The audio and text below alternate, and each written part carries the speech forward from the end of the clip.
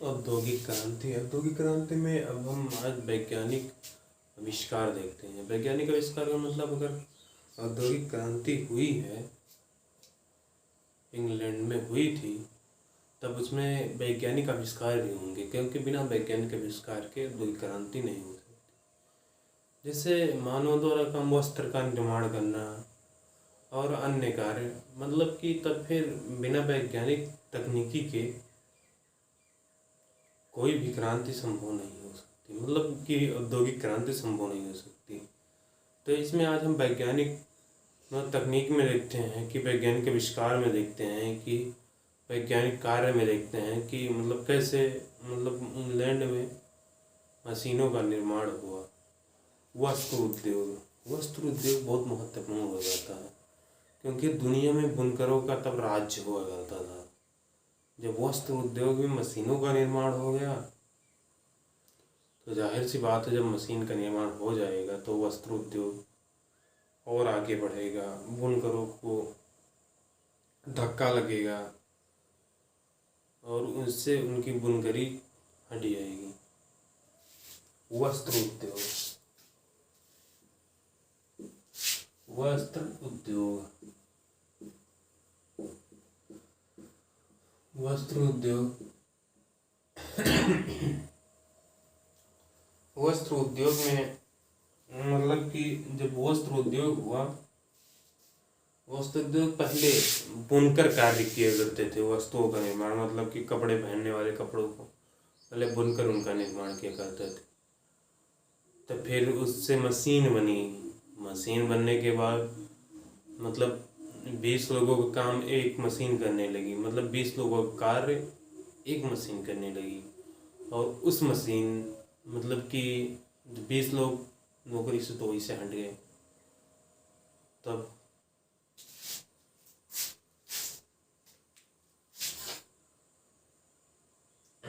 20 लोगों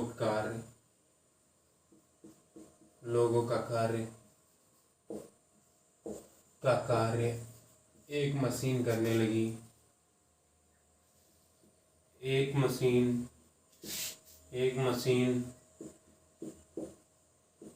करने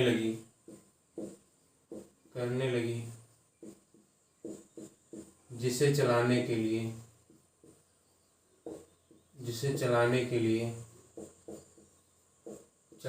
लिए एक व्यक्ति को चाहिए।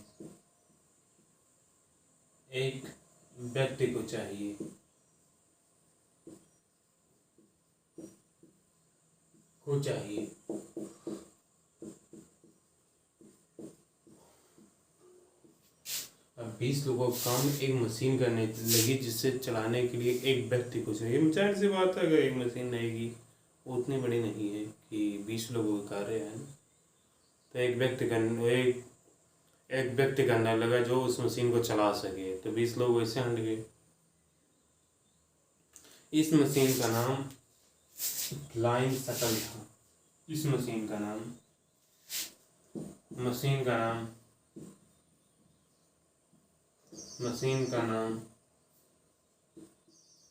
फ्लाइंग शटल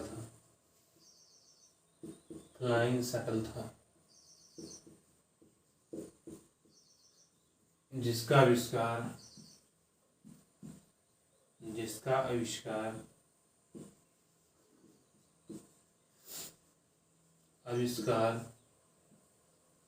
आविष्कार जॉन के नामक व्यक्ति ने किया।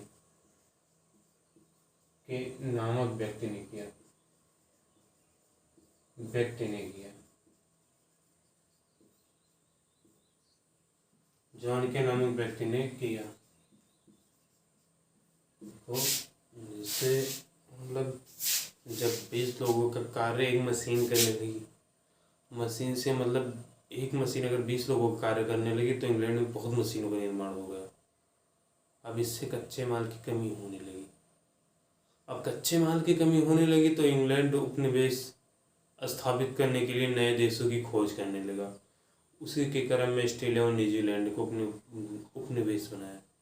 उसी के क्रम में केवल अपनी ज़रूरतों को पूरा करने के लिए 2 देशों को उसने भ्रष्ट कर दिया, खा गया 2 देशों को इंग्लैंड। जिसका आविष्कार जॉन के नामक व्यक्ति ने किया है, फ्लाइंग शटल मशीन का आविष्कार।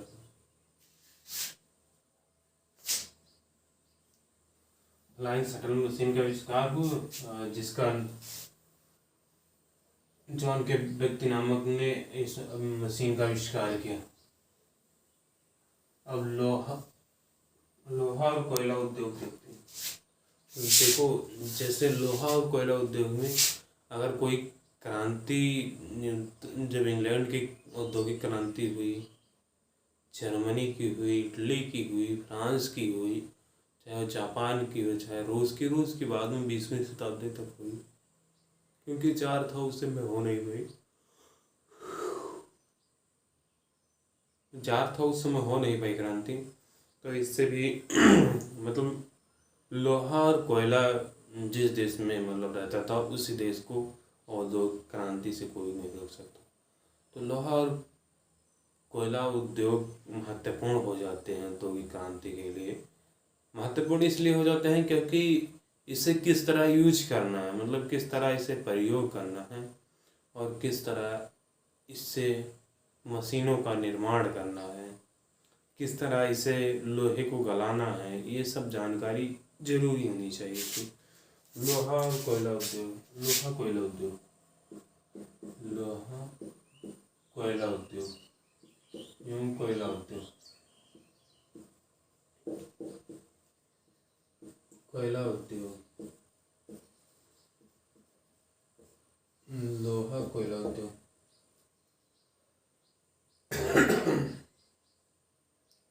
लोहा और कोयला उद्योग में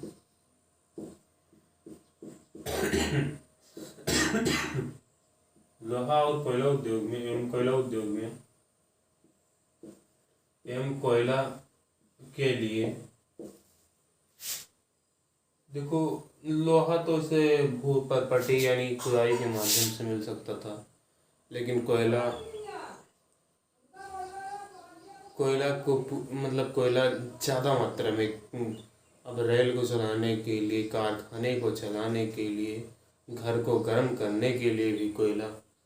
तब लोहा एवं कोयला उद्योग कोयला के लिए नई नई खदानों की खोज होने लगी, नई खदानों की खोज होने लगी,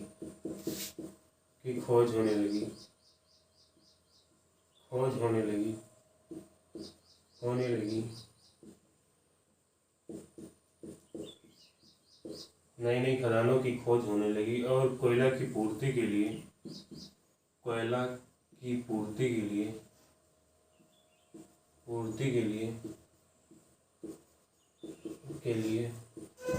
कोयले की कमी होने लगी, खुदाई के माध्यम से उसकी भी पूर्ति नहीं हो पा रही थी। तो लोहा कोयले की पूर्ति के लिए जंगलों की कटाई करने लगे, कोयला की पूर्ति के लिए जंगलों की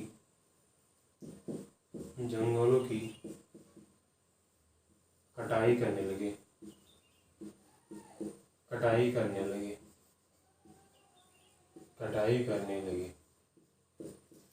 मतलब ये समझ सकते हैं कि जंगलों की कटाई करने लगे कोयले की पूर्ति के लिए। जंगलों की कटाई का मतलब हो गया कि मतलब पौधों को काटना, फिर उसको मतलब जलाना, उससे उष्मा प्रदान वो प्राप्त करना, उससे बिजली बनाना, ये बहुत पुरानी कला है। और उससे घर को गर्म करना, ये भी एक कला हो जाती है। तब फिर इससे मतलब लोहे और कोयले की इतनी भयंकर नई खदानों की खोज होने लगी, कोयले के लिए जंगल को काटने लगे। इससे भी मतलब कि औद्योगिक क्रांति को बल मिला। अब मतलब कि पर्यावरण में देखेंगे क्या क्या इसकी मतलब कि वो निकला।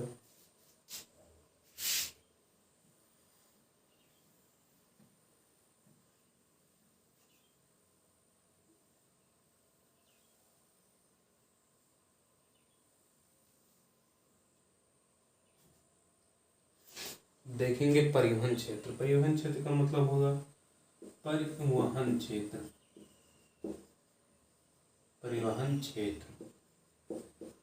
देखो, अगर मतलब कि कोई भी देश कहीं भी किसी भी देश में अगर उस देश में मतलब परिवहन के माध्यम से लाया और ले जाना किसी वस्तु को भी, तो उसके लिए अच्छी रोड चाहिए, ना कि वो बलुई और कचड़े से बनी रोड चाहिए।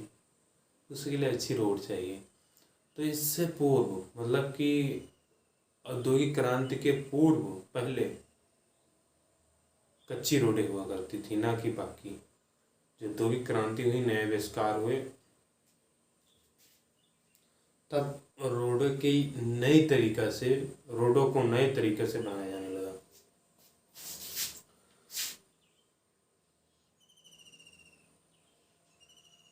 जॉन लुडोम कार्डम नामक व्यक्ति लुडोम कार्डम नामक व्यक्ति ने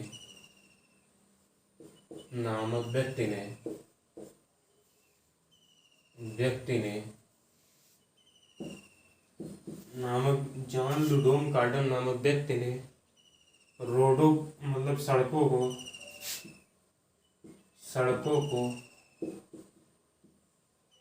को नए तरीके से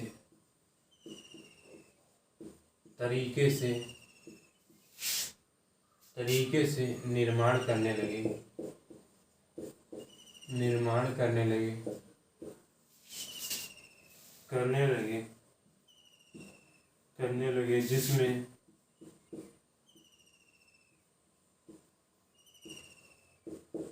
जिसमें तारकोल,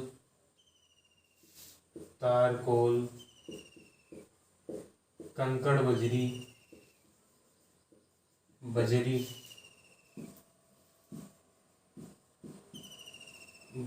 से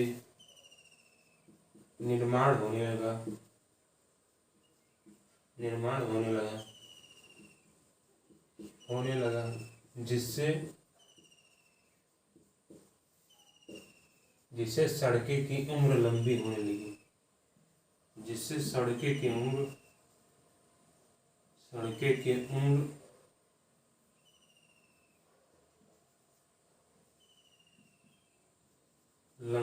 लगी।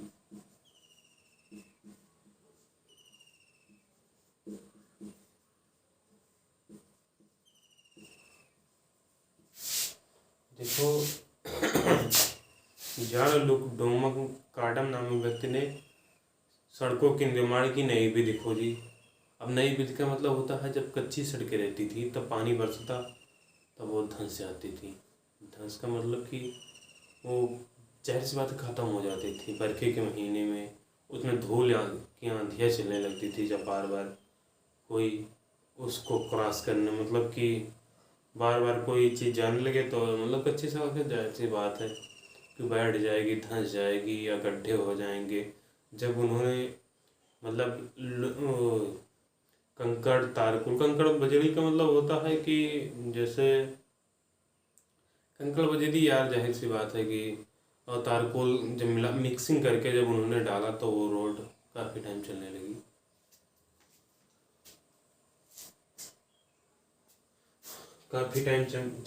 और उसकी उम्र लंबी होने लगी। तभी यही भी बात है कि तब जब सड़कें की अच्छी निर्माण होने लगी तब आवागमन की वस्तुएं मतलब कि उद्योगों से निर्माण कर और समुद्रों मतलब जहाज़ों पर लाते हैं। अगर जहाज़ पर ला देंगे नहीं तो इंग्लैंड में पूरा खपत, इंग्लैंड एक द्वीपीय देश हो जाता है तो इंग्लैंड में खपत कहाँ पूरा हो पाएगा। उससे उपनिवेश में भेजना मतलब भारत जैसे उपनिवेश, इंग्लैंड जैसे उपनिवेश में भेजते और यहाँ पर बुनकरों को बर्बाद कर दिए। यही सब होता था।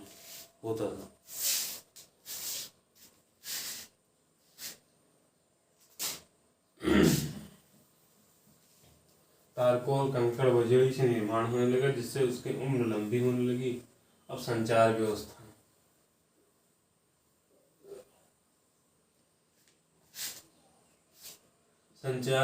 में परिवर्तन। संचार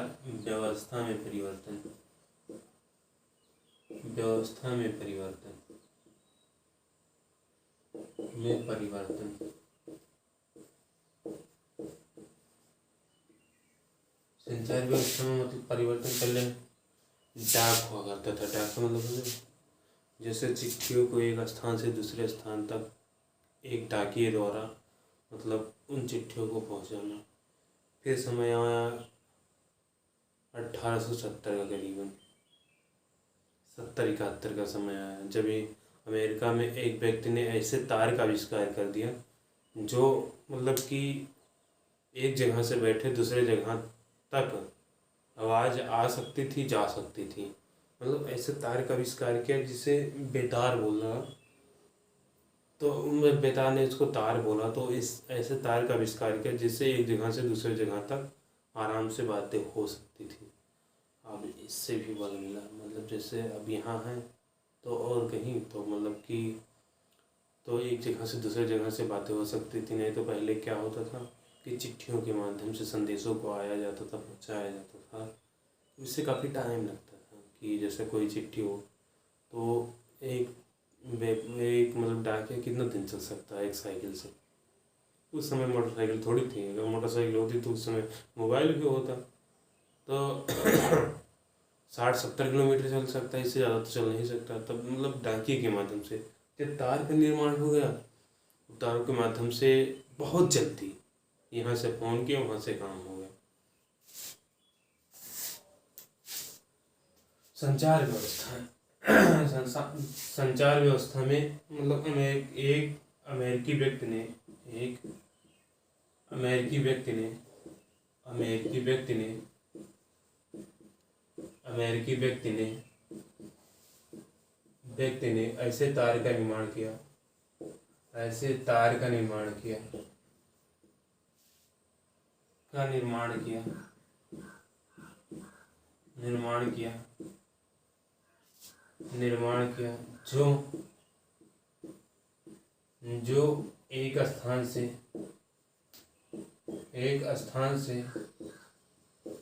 दूसरे स्थान पर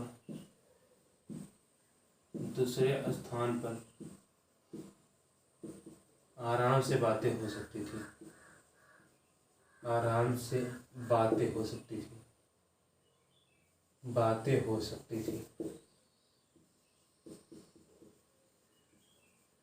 शक्ति थी। जब एक अमेरिकी ने ऐसा निर्माण कर दिया, जब एक स्थान से दूसरे स्थान पर बातें हो सकती थी, तो समझिए कि इससे और बल मिला उपनिवेशों पर, उनको कब्जा करने के लिए और ताकत आ गई, ये भी बल मिला। अब देखते हैं कुछ मशीनों का निर्माण, उनसे संबंधित व्यक्ति।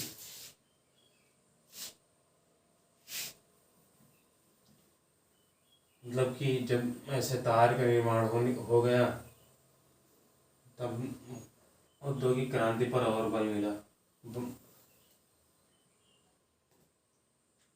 मशीन व्यक्ति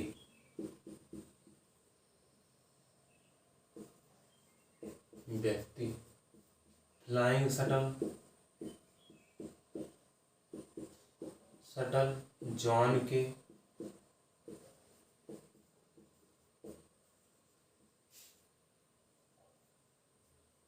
भाप का